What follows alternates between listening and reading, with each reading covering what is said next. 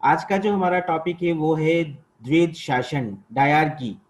1919 के अधिनियम का एक मेजर प्रोविजन, या हम ये भी कह सकते हैं कि ब्रिटिश रूल के अंदर जो एक बड़ा चेंज ब्रिटिश एम्पायर के द्वारा इंडिया के अंदर कॉन्स्टिट्यूशनल डेवलपमेंट के तहत किया गया था, वो था डायरकी का प्रोविजन। और ये डायरकी का प्रोविजन इंट्रोड्यूस हुआ था 1919 के एक्ट के द्वारा। तो उसी टॉपिक को आज हम यहाँ पर कंसिडर करने जा रहे हैं और देखने की कोशिश कर रहे हैं। सबसे पहले हम लोग देखने की कोशिश करेंगे कि डायरकी का मीनिंग क्या है, द्वैध शासन का अर्थ। जनरली द्वैध शासन को एक दूसरे हिंदी में एक दूसरे शब्द से भी बुलाते हैं, दोहरा शासन। लेकिन दोहरा शासन का मीनिंग थोड़ा अलग होता है। हम लोग जब फेडरल स्ट्रक्चर के बारे में बात करते हैं तो संघात्मक व्यवस्था के एक फीचर के रूप में हम बात करते हैं दोहरे शासन की। और संघात्मक व्यवस्था में दोहरे शासन का मतलब क्या होता है कि संघात्मक शासन में डिवीजन ऑफ पावर के तहत कुछ विषय सेंट्रल को सौंपे जाते हैं और कुछ विषय स्टेट यानी यूनिट्स को सौंपे जाते हैं। तो गवर्नमेंट जो होती है वो दो लेयर्स, दो स्टेज पे काम करती है, एक सेंट्रल लेवल पर और एक स्टेज लेवल पर। दोनों स्टेज अलग अलग हैं, सेंट्रल लेवल का स्टेज अलग है और स्टेट लेवल का स्टेज अलग है। तो इस रूप में हम फेडरल स्ट्रक्चर के गवर्नेंस के अंदर हम लोग कहते हैं कि दोहरा शासन, दो अलग अलग स्तर पर शासन की व्यवस्था संघात्मक व्यवस्था में की जाती है। लेकिन जब हम डायरकी की बात करते हैं तो डायरकी इससे अलग है, द्वैध शासन इससे अलग है। द्वैध शासन का मतलब क्या है उसको समझना हमारे लिए जरूरी है। हम लोग कह सकते हैं कि एक थिंकर रहे हैं लियोनल कार्टिस, और उनकी पुस्तक का नाम ही उन्होंने दिया था डायरकी। इस डायरकी के अंदर उन्होंने इस द्वैध शासन के मीनिंग को बताने की कोशिश की है।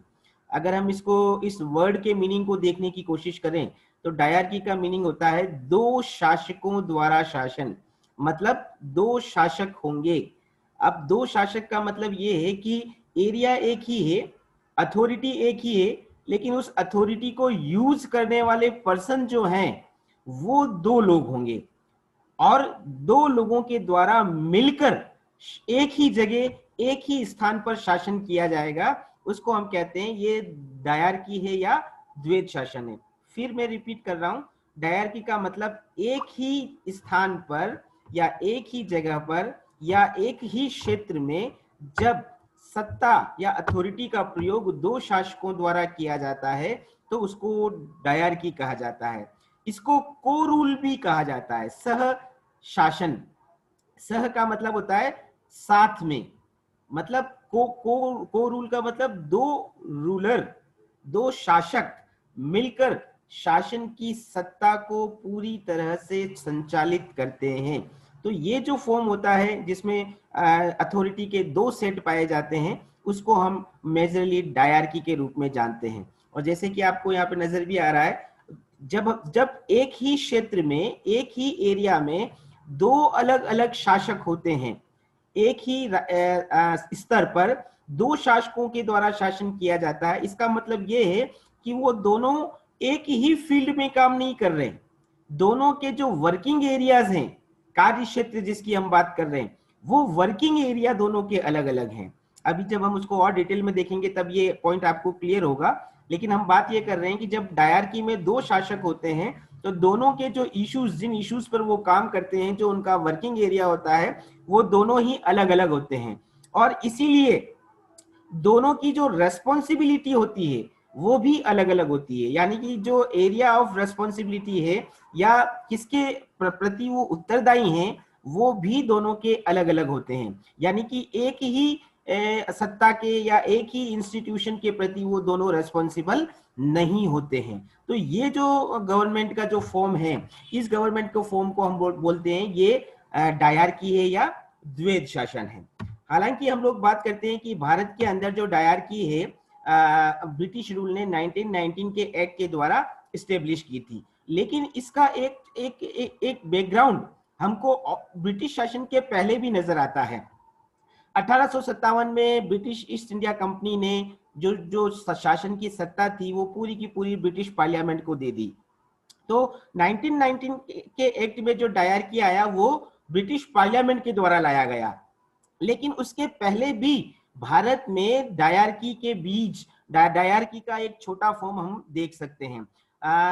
1765 के अंदर बंगाल जो एक प्रोविंसी थी, उस प्रांत के अंदर इस डायरकी को स्टार्ट किया गया था। हुआ क्या था कि जब ब्रिटिश जो ईस्ट इंडिया कंपनी के जो रिप्रेजेंटेटिव थे, तत्कालीन जो सम्राट थे भारत के, मुगल सम्राट जिनका नाम था सम्राट शाह आलम, उनके साथ एक संधि हुई थी और उस संधि के माध्यम से मुगल सम्राट ने कंपनी को, ईस्ट इंडिया कंपनी को ये राइट दिया था कि वो कुछ फील्ड में, कुछ एरियाज के अंदर खुद काम करेगी और कुछ एरियाज के अंदर जो है वो जो प्रांतों का जो हेड होगा, जो उस समय नवाब था बंगाल का, उसके द्वारा शासन किया जाएगा। तो कहने का मतलब एरिया एक ही था बंगाल, लेकिन बंगाल में कुछ मामलों पर काम करने का अधिकार कंपनी के पास आ गया और कुछ एरियाज के अंदर काम करने का अधिकार जो बंगाल का नवाब था, उस नवाब के पास था। तो हम लोग कह सकते हैं कि भारत के अंदर 1765 में इस द्वैध शासन को जो स्वीकृति प्रदान करने का काम किया था, वो सम्राट शाह आलम के द्वारा किया गया था। और उस समय ईस्ट इंडिया कंपनी के जो मेजर रिप्रेजेंटेटिव यहाँ पर थे, वो थे रॉबर्ट क्लाइव। तो इसीलिए हम ये कहते हैं कि भारत के अंदर डायरकी को स्टार्ट करने का जो क्रेडिट जाता है, भारत में द्वैध शासन के प्रारंभ करने का श्रेय जाता है रॉबर्ट क्लाइव को। अब यहाँ पर हम देख सकते हैं कि जब शाह आलम ने द्वैध शासन की मंजूरी प्रदान की, तो बंगाल के अंदर कुछ विषयों पर काम करने का अधिकार ईस्ट इंडिया कंपनी के पास आ गया और कुछ विषयों पर काम करने का अधिकार जो बंगाल के नवाब थे, उन नवाब के पास आ गया। अब ये कौन कौन से एरियाज थे? तो हम कह सकते हैं कि इन एरियाज को स्पेसिफिक रूप से डिवाइड किया गया या निर्धारित किया गया कि नवाब किन एरियाज पे काम करेंगे और ईस्ट इंडिया कंपनी किस तरह के किन एरियाज में काम करेगी। तो आप देख सकते हो दो मेजर एरियाज को निर्धारित किया गया। पहला है रेवेन्यू। अब ईस्ट इंडिया कंपनी भारत में आई इसी उद्देश्य से थी कि कैसे वो इकोनॉमिक इंटरेस्ट अधिक से अधिक फुलफिल करे। तो बंगाल के अंदर रेवेन्यू कलेक्ट का, यानी कि जो टैक्सेस, कर लगाने का, कर वसूली का, जिससे इनकम जनरेट होती है, उन एरियाज पर काम करने का अधिकार कंपनी के पास आ गया। और जो दूसरा एरिया डिसाइड किया उसको कहा जाता था निजामत। निजामत को हम समझ सकते हैं एडमिनिस्ट्रेशन से, कि जो प्रशासन होगा, शांति व्यवस्था, सुरक्षा व्यवस्था, राजनीतिक या प्रशासनिक मुद्दे, उन विषयों पर काम करने का अधिकार नवाब के पास आया। तो इस रूप में हम देख सकते हैं कि बंगाल के अंदर 1765 में जो द्वैध शासन स्थापित हुआ, उसमें मोटे तौर पर बंगाल के ही सारे सब्जेक्ट्स को दो भागों में डिवाइड किया गया। एक रेवेन्यू यानी कि राजस्व के रूप में, दूसरा एडमिनिस्ट्रेशन यानी कि निजामत के रूप में। रेवेन्यू पर काम करने का अधिकार जो ईस्ट इंडिया कंपनी के रिप्रेजेंटेटिव थे उनके पास गया, और निजामत या एडमिनिस्ट्रेशन से जुड़े हुए इश्यूज पर काम करने का अधिकार जो बंगाल के नवाब थे उनके पास रहा। तो आप ये देख सकते हो कि दोनों ही बंगाल के ही अंदर दोनों ही जो अथॉरिटी थी, दोनों ही जो शासक थे, वो अलग अलग एरियाज के अंदर काम कर रहे थे। पिछली स्लाइड में हमने जब बात करी थी कि एक ही क्षेत्र में, एक ही एरिया के अंदर दोनों सत्ताओं के अलग अलग वर्किंग एरियाज होते हैं। तो यहाँ पर हम देख सकते हैं कि कंपनी का वर्किंग एरिया रेवेन्यू से रिलेटेड था और नवाब का वर्किंग एरिया जो है वो एडमिनिस्ट्रेशन से रिलेटेड था। और एक अगली बात हम यहाँ पर देख सकते हैं कि जो आपने पिछले मीनिंग के अंदर देखा था, रेस्पॉन्सिबिलिटी दोनों की अलग अलग थी। यहां पर हम कह सकते हैं कि कंपनी, ईस्ट इंडिया कंपनी को जो रेवेन्यू के सब्जेक्ट्स पर काम करने का राइट्स मिला, उस राइट्स को तो वो यूज में ले रही थी, लेकिन उसके लिए वो रेस्पॉन्सिबल थी ही नहीं। इररेस्पॉन्सिबल रहते हुए उसको रेवेन्यू कलेक्शन का और टैक्सेस लगाने का और ये सारा राइट प्राप्त हो गया। तो कहने का मतलब एक तरह से उत्तरदायित्व विहीन अधिकार ईस्ट इंडिया कंपनी को मिला, जबकि नवाब के पास जो एडमिनिस्ट्रेशन का काम था उसके प्रति वो रेस्पॉन्सिबल था। वो जो भी काम करता उसको उसकी जवाबदेही देनी पड़ती अपनी जनता को और सम्राट शाह आलम को। तो ये दोनों के जो रेस्पॉन्सिबिलिटी के एरियाज हैं, इनको भी आप, और दोनों रेस्पॉन्सिबिलिटी का जो नेचर है, प्रकृति, उस प्रकृति में भी हम लोग अंतर देख सकते हैं। एक यानी कि कंपनी उत्तरदायित्व विहीन थी, उसके ऊपर कोई रेस्पॉन्सिबिलिटी नहीं थी, काम वो कर रही थी, अधिकार का प्रयोग वो कर रही थी, लेकिन उसकी कोई जवाबदेही नहीं थी। जबकि नवाब एडमिनिस्ट्रेशन के विषय पर काम कर रहा था, लेकिन उसकी जवाबदेही थी। फिर ये जो पूरा सिस्टम चला बंगाल के अंदर डायरकी का, हम लोग बता सकते हैं 1765 से स्टार्ट हुआ था और 1772 तक बंगाल के अंदर इस प्रकार का जो सिस्टम डायरकी का, द्वैत शासन का सिस्टम चलता रहा था। ये जो बैकग्राउंड हम डायरकी का देख रहे हैं, इसके बेस पे हम एक कंक्लूजन बता सकते हैं कि इंडिया के अंदर, या जिसको हिंदुस्तान कह रहे हैं, उसमें ब्रिटिश एडमिनिस्ट्रेटिव सिस्टम की एक बेस, एक आधार तैयार हुआ, और वही आधार भविष्य में कैसे ब्रिटिश प्रशासन का संचालन होगा उसका निर्माण करता है। तो ये एक हिस्टोरिकल बैकग्राउंड इंडिया में हम कैसे डायरकी का प्रारंभ हुआ, कैसे उसकी शुरुआत हुई। फिर अब हम अगली बात करते हैं कि भारत के अंदर द्वैत शासन जो 1919 के एक्ट के अंदर आया, उसकी स्थापना के मुख्य कारण क्या थे? क्यों 1919 के एक्ट में ब्रिटिश पार्लियामेंट ने ये प्रोविजन इंडिया के लिए किया? सबसे पहली बात हम लोग कर सकते हैं कि एक जो अनरेस्ट था, एक जो असंतोष था भारतीयों में, जो कि निरंतर बढ़ रहा था। कैसे बढ़ रहा था? हम लोग कह रहे हैं कि 1885 से कांग्रेस की स्थापना के बाद मॉडरेट्स, उदारवादियों के द्वारा या फिर बाद में उग्रवादियों के द्वारा भी शासन में सुधार की मांग निरंतर की जा रही थी। लेकिन 1885 के बाद जितने भी एक्ट्स ब्रिटिश पार्लियामेंट लेकर आई, चाहे वो 1892 का एक्ट हो, 1896 का एक्ट हो, चाहे 1909 का एक्ट हो, इन सब अधिनियमों में भारतीयों को संतुष्ट करने वाले कोई विशेष प्रावधान नहीं थे। इसीलिए भारतीयों में असंतोष निरंतर बढ़ता जा रहा था और वो शासन में अधिक से अधिक भागीदारी, पार्टिसिपेशन की मांग करने लगे। क्योंकि जैसे आप लोगों को पता है कि उदारवादियों की क्या मांग थी? डोमिनियन स्टेट्स की। तो डोमिनियन स्टेट्स को इस्टेब्लिश करने में भी स्टेट के फंक्शन में भारतीयों का पार्टिसिपेशन चाहिए। और बाद में जब उग्रवादियों या एक्सट्रीमिस्ट की हम बात करते हैं, तो उनका टारगेट था टोटल फ्रीडम, और टोटल फ्रीडम के लिए भी कहीं ना कहीं पार्टिसिपेशन की आवश्यकता रहती है। तो ये जो भारतीयों का जो बढ़ता हुआ असंतोष था, शासन में भारतीयों की जो बढ़ती हुई मांग थी, इन मांगों को देखते हुए ब्रिटिश शासन को ये मजबूर होना पड़ा कि कहीं ना कहीं वो भारतीयों को शासन में भागीदारी दे। तो कैसे दे? तब उन्होंने ये तय किया कि हम डायरकी को इंट्रोड्यूस करते हैं और डायरकी के माध्यम से हम शासन में भारतीयों की भागीदारी को सुनिश्चित करते हैं। तो दो कारण तो ये था, भारतीयों में बढ़ता असंतोष और शासन में भागीदारी की बढ़ती मांगे। तीसरी बात, एक आपको मैंने बताया था, जो इंडियन काउंसिल के अंदर भी मेंबर रह चुके हैं और बंगाल के अंदर जो लेफ्टिनेंट गवर्नर रह चुके थे, जिनका नाम था ड्यूक ने भी ये कहा था कि अगर ब्रिटिश गवर्नमेंट को भारत में इफेक्टिव गवर्नेंस स्टेब्लिश करनी है, यानी कि प्रशासन में कुशलता लानी है, तो प्रांतों के अंदर, प्रोविंसेस जितनी भी है, वहां अगर वो डायरकी स्टेब्लिश कर देती है, तो उस डायरकी या द्वैत शासन के माध्यम से ब्रिटिश शासन को अधिक कुशलता से संचालित किया जा सकता है। तो ये ड्यूक का एक प्रस्ताव जो था, उसने भी ब्रिटिश पार्लियामेंट को ये सोचने पर मजबूर किया कि हम किस तरह से रिफॉर्म के तहत डायरकी को इंट्रोड्यूस कर सकते हैं। इसी तरह से अगला रीजन हम देख सकते हैं, ब्रिटिश इंटरेस्ट, जो ब्रिटिश हित थे, उसके कारण भी भारत के अंदर द्वैत शासन की व्यवस्था आई। ब्रिटिश हित का मतलब क्या है कि अंग्रेज ये चाहते थे कि उनके खिलाफ जो विरोध, जो प्रोटेस्ट उत्पन्न हो रहा है,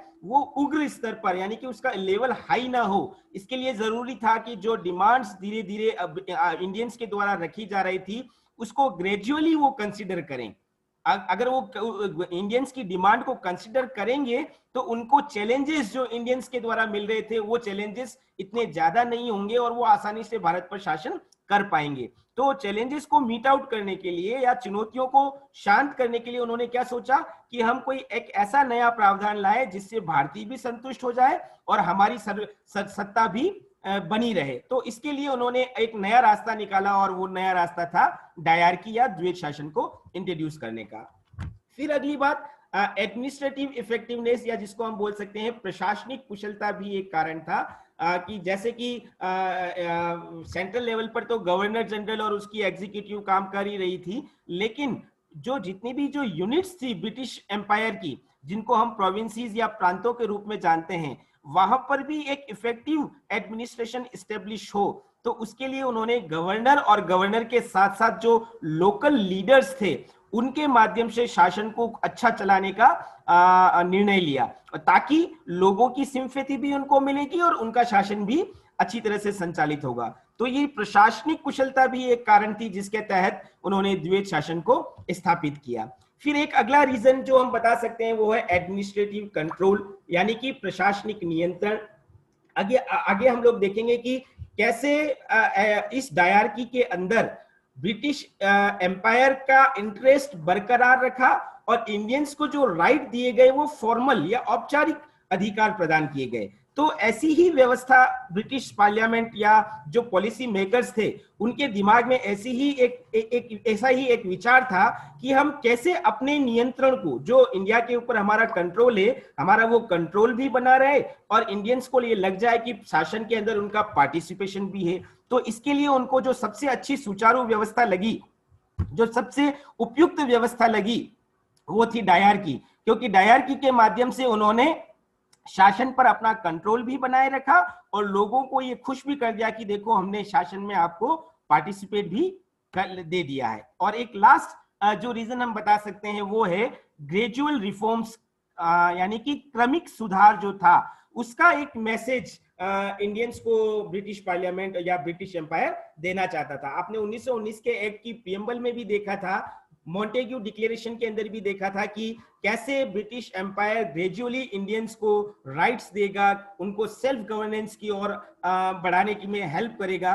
तो ये एक मैसेज वो देना चाहते थे, एकदम से पूरी की पूरी सत्ता ट्रांसफॉर्म नहीं करना चाहते थे, वो ग्रेजुअली सत्ता को इंडिया को देना चाहते थे। और इसके लिए उन्होंने प्राइमरी स्टेज पर ये तय किया कि हम किस तरह से द्वैध शासन या डायरकी के माध्यम से लोगों को या भारतीयों को शासन में भागीदार बनाए। तो ये कुछ रीजंस थे, उन रीजन के बेस पर हम लोग कहते हैं कि भारत के अंदर जो है 1919 का एक्ट आया। तो ये आपका 1919 के एक्ट का जो पहला पॉइंट है उसको हमने यहाँ पर डिस्कस किया। अगली बात हम लोग यहाँ पर देखने जा रहे हैं कि द्वैध शासन इंडिया में जब इस्टेब्लिश हुआ तो उसका फॉर्म क्या था, उसका स्वरूप क्या था, ये जानना बहुत जरूरी है। देखो इस पूरे टॉपिक में सबसे महत्वपूर्ण चीज ही यही है कि द्वैध शासन का मतलब इंडिया में किस प्रकार से लिया गया। आप लोगों ने 1919 के एक्ट का एक फीचर पढ़ा था कि ब्रिटिश गवर्नमेंट ने जितने भी जो सब्जेक्ट्स थे उनको दो भागों में डिवाइड किया था, एक सेंट्रल लिस्ट में, एक प्रोविंसेस लिस्ट में। यानी कि जो पूरे देश की दृष्टि से, पूरे ब्रिटिश एम्पायर की दृष्टि से इंपॉर्टेंट सब्जेक्ट्स थे, जिससे ब्रिटिश इंटरेस्ट पूरे होने वाले थे, उनको तो केंद्र के पास रखा गया, सेंट्रल के पास रखा गया, जिस पर काम करने का अधिकार गवर्नर जनरल और केंद्र की जो लेजिस्लेचर थी उसके पास था। लेकिन जो प्रोविंसेस की दृष्टि से जो विषय थे, जो प्रोविंसेस की दृष्टि से जिन जिन विषयों का महत्व था, उनको प्रोविंसेस लिस्ट के अंदर या प्रांतीय सूची में रखा गया। तो ये एक डिस्ट्रीब्यूशन ऑफ पावर्स जो था वो सेंट्रल और प्रोविंसेस के लेवल पर 1919 के एक्ट के अंदर किया गया। लेकिन जब हम डायरकी की बात करते हैं तो डायरकी का जो संबंध है वो इन प्रांतीय सूची के साथ है। यानी कि जो प्रोविंसेस को जो 50 सब्जेक्ट दिए गए थे, आपको हमने बताया था कि सेंट्रल लिस्ट के अंदर 47 सब्जेक्ट्स रखे गए और प्रोविंसेस लिस्ट के अंदर 50 सब्जेक्ट्स रखे गए।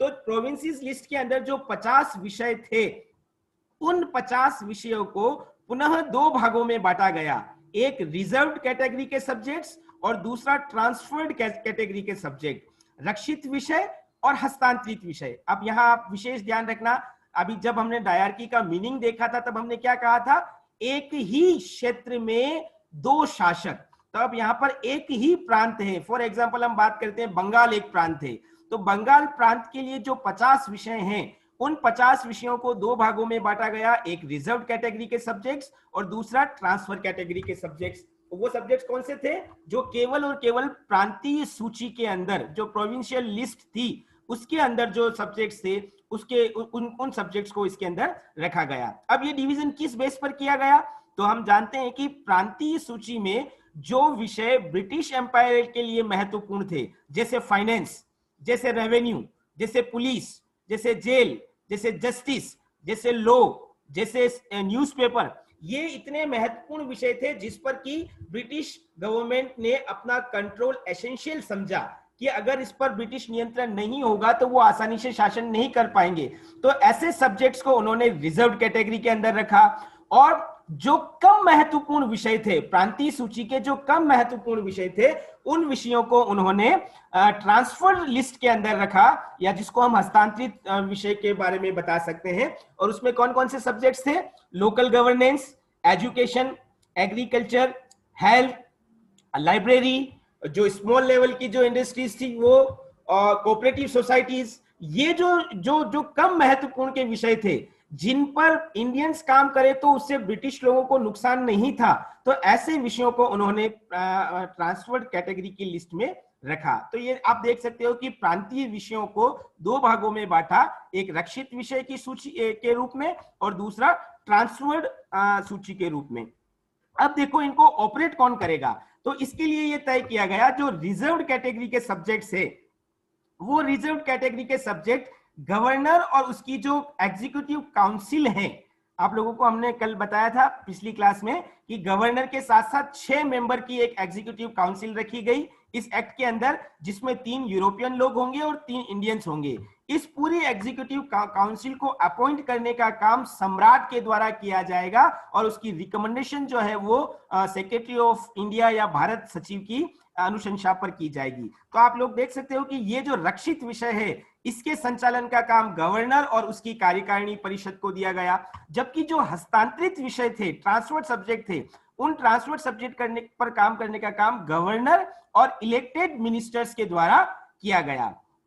ये करना तय किया गया। अब ये इलेक्टेड मिनिस्टर्स कौन थे? तो हम ये जानते हैं कि 1919 के एक्ट के अंदर ये बात कही गई कि जो प्रांतों की व्यवस्थापिका है, जो प्रांतों के विधान परिषद है, जिसमें कि जनता के द्वारा इलेक्टेड मेंबर्स होंगे, उन्हीं में से इन निर्वाचित मंत्रियों का सिलेक्शन किया जाएगा। अब यहाँ पर आप देखिए, जो रिजर्व कैटेगरी के सब्जेक्ट में गवर्नर को के साथ साथ जो एग्जीक्यूटिव थी वो नॉमिनेशन का बेस पे थी, यानी कि उसको सम्राट अपॉइंट करता था और वो कोई भी व्यक्ति हो सकते थे। लेकिन जब हम इसकी बात करते हैं ट्रांसफर सब्जेक्ट पर, तो गवर्नर के साथ साथ उसके जो सपोर्टिव मेंबर्स थे वो प्रांतों की जो विधायिकाएं थी, लेजिस्लेचर थे जो प्रोविंसेस की, उन लेजिस्लेचर के अंदर जो इलेक्टेड मेंबर्स थे, उन या जो भी मेंबर्स थे प्रांतों की विधायिकाओं के, उन्हीं में से इन मिनिस्टर्स को इलेक्ट किया जाता था। तो आप देख सकते हो कि हस्तांतरित विषय पर काम करने के लिए एक अलग व्यवस्था थी और रक्षित विषय पर काम करने के लिए एक अलग व्यवस्था थी। और ये दोनों ही व्यवस्था किसके लिए थी? पर्टिकुलर एक प्रांत के लिए थी। प्रांतीय विषयों को 2 भागों में बांटा गया, रिजर्व, ट्रांसफर्ड। रिजर्व के लिए अलग व्यवस्था, ट्रांसफर के लिए अलग व्यवस्था। अब हम बात करते हैं रेस्पॉन्सिबिलिटी के लिए। इस अधिनियम की जो एक सबसे पॉजिटिव बात थी वो थी कि इसमें पार्शियली रेस्पॉन्सिबल गवर्नेंस को एस्टेब्लिश किया गया, आंशिक रूप से उत्तरदायी शासन। अब यह आंशिक रूप से उत्तरदायी शासन का मतलब क्या है कि ये जितने भी जो रिजर्व सब्जेक्ट थे, इस पर काम कौन कर रहा था? गवर्नर और उसकी कार्यकारिणी परिषद। लेकिन ये भारतीयों के प्रति जवाबदेह या रेस्पॉन्सिबल नहीं थे, ये भारतीयों के प्रति उत्तरदायी नहीं थे। जैसा कि सिस्टम पहले चला आ रहा था उसी सिस्टम को अभी भी कंटिन्यू रखा गया। लेकिन ये जो ट्रांसफर्ड सब्जेक्ट थे जिस पर गवर्नर और इलेक्टेड मिनिस्टर्स काम कर रहे थे, इनको इलेक्टेड मिनिस्टर्स को रेस्पॉन्सिबल बनाया गया किसके प्रति? जिस प्रोविंशियल लेजिस्लेचर से वो चुनकर आ रहे हैं, उसी प्रोविंशियल लेजिस्लेचर के प्रति उनको उत्तरदायी रखा गया। तो ये पहली बार रेस्पॉन्सिबल गवर्नेंस का जो कॉन्सेप्ट था, भले ही वो आंशिक तौर पर था, लेकिन इस रेस्पॉन्सिबल गवर्नेंस के कॉन्सेप्ट को इंट्रोड्यूस किया गया भारत के अंदर इस 1919 के एक्ट में डायरकी के द्वारा। तो अगर ये स्लाइड्स अगर आप समझ लेते हैं तो आपको पूरा डायरकी समझ में आ जाता है। पहली बात मैं फिर रिपीट कर रहा हूं, जितने भी जो प्रांतीय विषय थे 2 भागों में बांटे, रिजर्व सब्जेक्ट्स में जो ब्रिटिश एम्पायर की दृष्टि से इंपॉर्टेंट थे उनको रखा गया। दूसरा पार्ट ट्रांसफर्ड सब्जेक्ट्स जो ब्रिटिश एम्पायर के लिए ज्यादा महत्वपूर्ण नहीं थे और जिनको अगर इंडियंस को दे दिया जाए तो उससे ब्रिटिश इंटरेस्ट ज्यादा प्रभावित नहीं हो रहे थे, ऐसे सब्जेक्ट को ट्रांसफर सब्जेक्ट के तहत रखा गया। ट्रांसफर सब्जेक्ट्स पर काम करने का अधिकार गवर्नर और जो प्रांतीय विधायकों से जो इलेक्टेड मिनिस्टर्स थे उनको सौंपा गया, और रिजर्व सब्जेक्ट्स पर काम करने का अधिकार गवर्नर और उसकी जो एग्जीक्यूटिव काउंसिल थी जिसके मेंबर्स को सम्राट अपॉइंट करता था उसको सौंपा गया।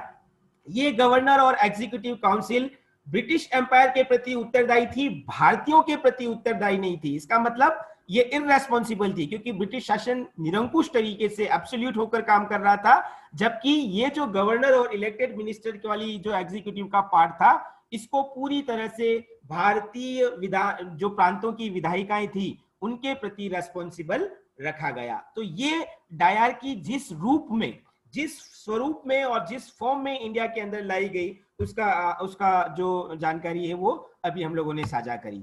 फिर इसका एग्जीक्यूशन किस तरह से किया गया उस पर हम अगर चर्चा करें तो हम बात करते हैं कि ये जो भी प्रोसेस इस्टेब्लिश किया गया था 1919 के एक्ट में, उसको 1921 से प्रारंभ किया गया।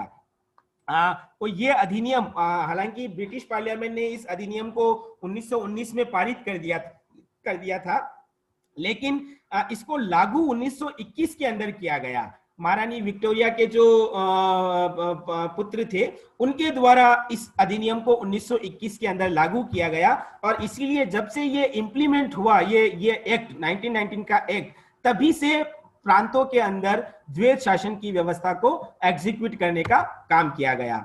शुरू में कांग्रेस ने इसका बाइकआउट किया। कांग्रेस के द्वारा बाइकआउट करने का रीजन क्या था? इसके अंदर बहुत सारी बातें ऐसी थी कि जो प्रोविजंस, जो राइट्स इंडियंस को दिए थे वो एडिक्वेट राइट्स नहीं थे।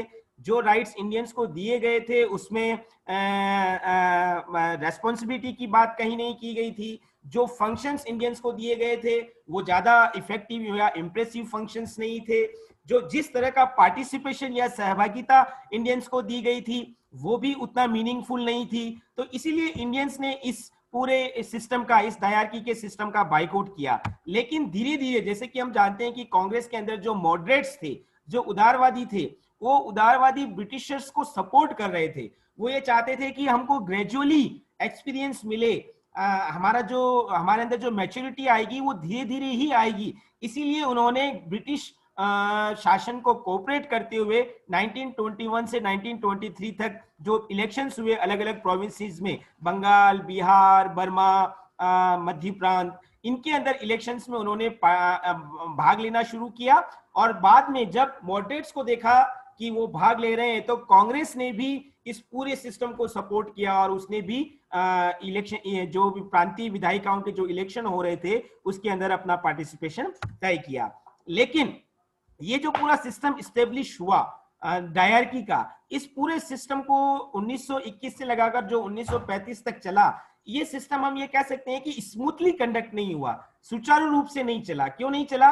क्योंकि आप लोग देख सकते हो कि एक ही स्थान पर दो शासक थे और दो शासकों के कारण उनमें क्या हुआ, बार बार कॉन्फ्लिक्ट हुए, बार बार संघर्ष आया। किस किस के बीच में? आप लोग यहाँ पर देख सकते हैं कि कुछ सब्जेक्ट जो थे वो गवर्नर और निर्वाचित मंत्रियों के पास थे और कुछ सब्जेक्ट थे वो गवर्नर और कार्यकारिणी परिषद के पास थे।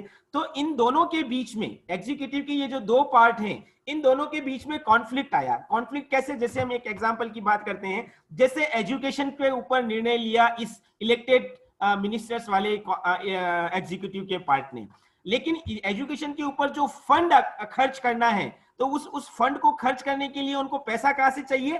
फाइनेंस डिपार्टमेंट से। लेकिन फाइनेंस डिपार्टमेंट किसके पास था? वो तो यहां पे था, गवर्नर और एग्जीक्यूटिव काउंसिल के पास। अब जरूरी नहीं है कि जो डिमांड इन लोगों ने की उस डिमांड को एग्जीक्यूटिव काउंसिल पूरी करे, तो ये एक कॉन्फ्लिक्ट आ गया। इसी तरह से बहुत सारी पॉलिसीज को बनाने में और बहुत सारे डिसीजंस को एग्जीक्यूट करने में उन दोनों एग्जीक्यूटिव के जो दोनों पार्ट थे, चाहे वो रिजर्व कैटेगरी वाली एग्जीक्यूटिव हो चाहे वो ट्रांसफर कैटेगरी वाली एग्जीक्यूटिव हो, दोनों के बीच में कॉन्फ्लिक्ट उत्पन्न हुआ। तो इसी कॉन्फ्लिक्ट के कारण हम लोग कह सकते हैं कि ये जो द्वैध शासन की स्थिति थी, द्वैध शासन की जो व्यवस्था थी, वो उतना ज्यादा स्मूथली कंडक्ट नहीं हुआ।